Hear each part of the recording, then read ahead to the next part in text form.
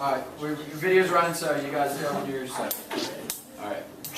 As a new coach, what do you look to do differently than in years past? Just like to change the the perception of the program, the perception of how you practice. First of all, we're looking to change the work ethic of everybody every single day.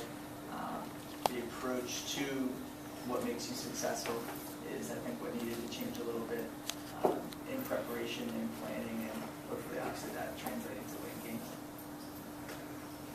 Do you think having so many seniors in your team this year will benefit you? I think it can help.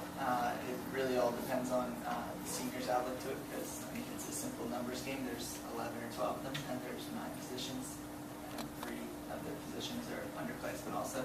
So it can be a very, very positive thing for everybody involved if they take on a leadership role towards that.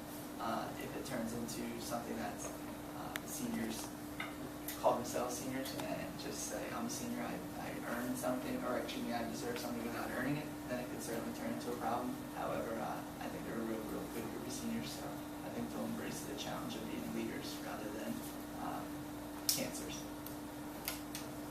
Aside from your seniors, who do you need to step up this year?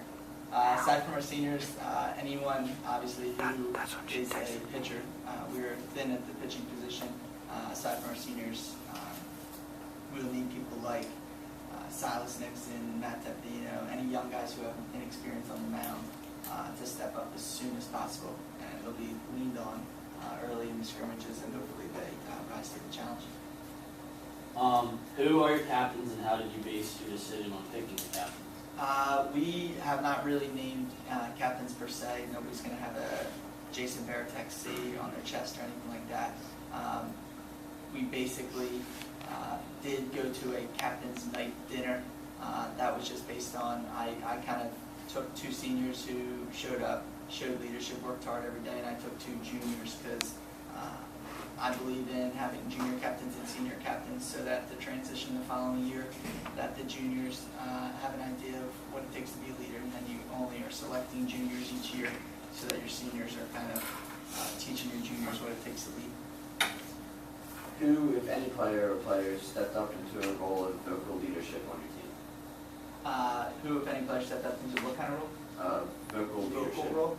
I think the most vocal leader on the team so far has probably been Kyle Bender. He's been pretty loud in the middle infield. Baseball's not really a vocal leadership type of sport. I personally would like a little less screaming and yelling and getting excited over nothing, and I'd rather quiet intensity and hard work. I don't think baseball's a pretty quiet sport. You don't really need people shouting and feeding off the crowd and intensity, because if the next pitch is ball 4, people can keep yelling and yelling. It doesn't really matter. So I'm more interested in people who lead by example than people who are vocal leaders. So it's about your young pitchers that need to step up. How does the rest of the pitchers look so far this year? So far we have basically named or identified about 3 starting pitchers. That would be 2 seniors and a sophomore. Max Bell has looked solid in his 2 outings. He'll throw again next Tuesday in some capacity, probably not a lot. And then we'll make a decision on who's going to start Saturday against Holy Spirit. PJ Musa will throw again today in a starting role. Those 2 have solidified themselves as 1, 2, or 3 starters. Matt Tepino threw well in his only appearance. He was the next person with the opportunity to earn a starting role. Unfortunately, he had an injury, and he's been out for about 7 days right now. What kind of shape his arm in when he comes back is to be determined. So there will be a 3rd starting spot up for grabs in the next couple days with today's scrimmage, and the next couple practices, determining on who's going to take that spot if his arm doesn't heal properly. There were not many seniors on the team last year, but Nick Ryko played a very important role on the team in his performance and his leadership. How have you done with missing him? Nick Radko's role at second base, he was, I believe, a 3-year starter. Obviously, leadership and a second-team all-conference kid is tough to replace. We have replaced him at second with Alex Donato. He's done a nice job in the offseason so far. He's worked extremely hard. I think that obviously it's difficult to replace somebody who hits over 300 and is second team all conference and has accolades that Nick did, but hopefully you replace him with a combination of guys and a couple different players step up and play a little better than they did last year. You don't really worry about replacing one guy. So hopefully that we gel together a little bit and can replace his statistics. Most of the players on the team this year you've already coached at the freshman level. Which player do you think has had the best transition from freshman to varsity level? Yeah, it's interesting.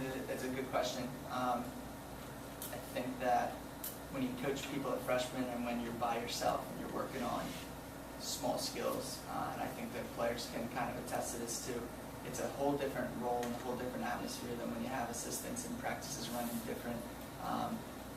So coaching guys at the freshman level, you don't really get an opportunity to see what everybody's all about because you send half your group over there, then you only practice with these 8 guys, and then you have to switch back and forth because it's really difficult to coach a whole freshman team with 60 guys and one person. If I were to identify one person who I think has made the biggest transition, or I would say kind of gave the most improved title to, I think Max Bell has probably, if you were to ask me 4 years ago, he was kind of a chubby backup second baseman, probably, quote me on that, probably chubby backup second baseman, didn't play a whole lot for me. Didn't play a whole lot for me as a freshman.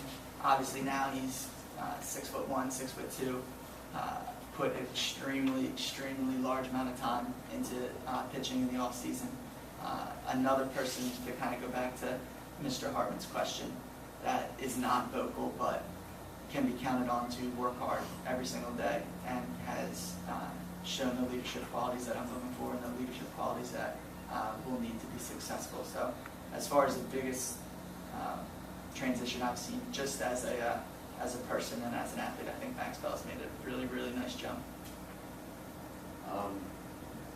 You already talked about how you needed to add depth to pitching, but is there any other position that you're looking to maybe add more depth or reach on the JV or freshman level? I think the position you always look for depth in is behind the plate. Right now, our catcher is a senior, Brian Corey. He's done a nice job for us. Our backup right now is Steven DiNardo. Kyle Bender saw time there last year, but from a program standpoint, you would like to see the sophomore get some time. Billy Tallarico is the sophomore catcher. At some point in the year, you would like to see the sophomore step up. You'd like to have a catcher, a shortstop, second baseman for 2 years. You don't really, if you're throwing somebody out for their first year starting as a senior, you've either evaluated the talent wrong throughout your 4 years, or you should have went in a different direction. So we'd like to see development at the catching position and obviously on the mound.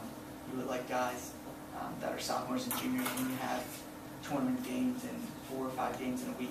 You like to get an inning or 2 innings here and there for some sophomore, junior pitchers who may not otherwise get on the mound this year.